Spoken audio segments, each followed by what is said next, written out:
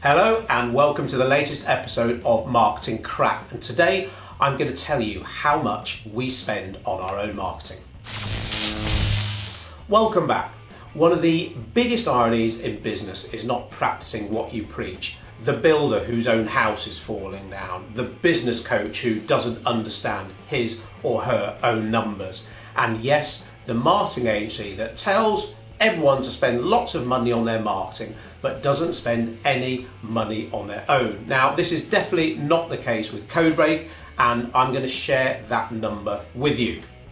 Now, this is not to sniff at businesses that haven't got money to spend on their marketing or indeed on any other areas of their business. I can't judge what someone can and can't afford. I'd like to fly on Virgin Galactic, but that ain't going to happen. So what I can address is business owners who can afford to spend money on their marketing but choose not to. They have different priorities. Years ago, for example, I had a client who said she didn't have £5 a day to spend on an ad campaign, but she did spend £10 a day on cigarettes. Now, she isn't in the business anymore, but you get my drift. So I do have to stress the quote again from Sabri Subi's excellent book, Sell Like Crazy. If you haven't read it, I urge you to. He runs a hugely successful digital agency in Australia, and he says, if you can't or won't spend money to acquire a new customer, you haven't got a sustainable business. This is a harsh reality, but it's a reality. Yet some people wear it like a badge of pride. I don't spend anything on my marketing. Now, you don't spend anything on protecting and promoting your livelihood. I've got a brand new car I've worked hard for, but I'm not going to spend any money on looking after it.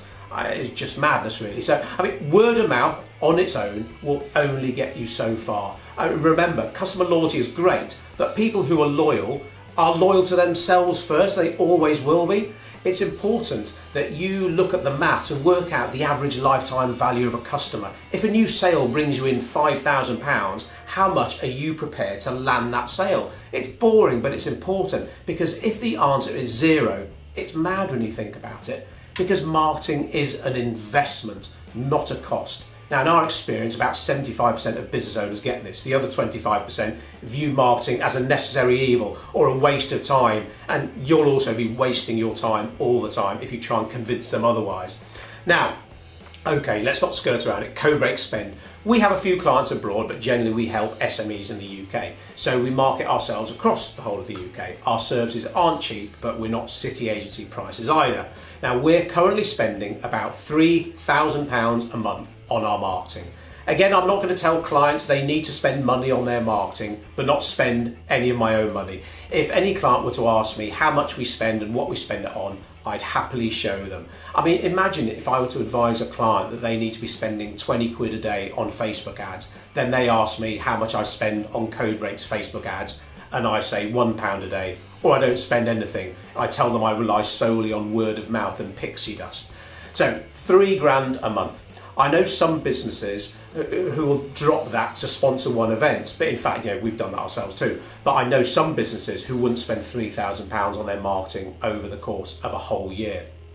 And pretty much this £3,000 was pre-lockdown, during lockdown, and post-lockdown. Marketing is not seasonal. Facebook and Google don't respect COVID-19. It's not a case of spending more when business is tough or less when business is great. In fact, it's the other way round. So the clients who stayed with us during lockdown, guess what? If they were allowed to trade, they did, and they did successfully. If they couldn't, they weren't allowed to trade, they've bounced back with full appointment diaries, while some of their competitors are scrabbling around for scraps. They stayed in touch with their existing customers during lockdown, and they engaged with new ones whilst their competitors stayed silent. Any decent Google search on super successful entrepreneurs will tell you that at least 10% of your turnover should be spent on marketing. Word of mouth, freebies, pro bono, contra deals, they're all lovely, but if you are solely reliant on not spending any money, well, you'll have to give up a shitload of your time to learn this stuff and implement it, and you'll probably go a little bit crazy. No ads, no networking, you're not going to spend money on a website. And oh, hang on, that's not true. You can build your own website for free, Andy, can't you? Well, yeah, good luck with that. are you a web designer? And if the answer is no, then well, I could have done a Google search on fixing my wife's car brakes, but guess what? Funny enough, I took it to the garage instead and let a professional mechanic look at it. Those days and hours you spent building your own website is time you could have spent on your business, and you'd end up with a website that will work harder for you. Now, I appreciate if budgets are tight, you have to do what you have to do, especially if you're a startup. I've been there myself. But the point is, it's not sustainable, it's not scalable. So please always put a price on your time, because your time ain't free. Now, if you'd like to know more about the maths of marketing, why not book a discovery call with myself or Joel? Simply visit codebreak.co.uk.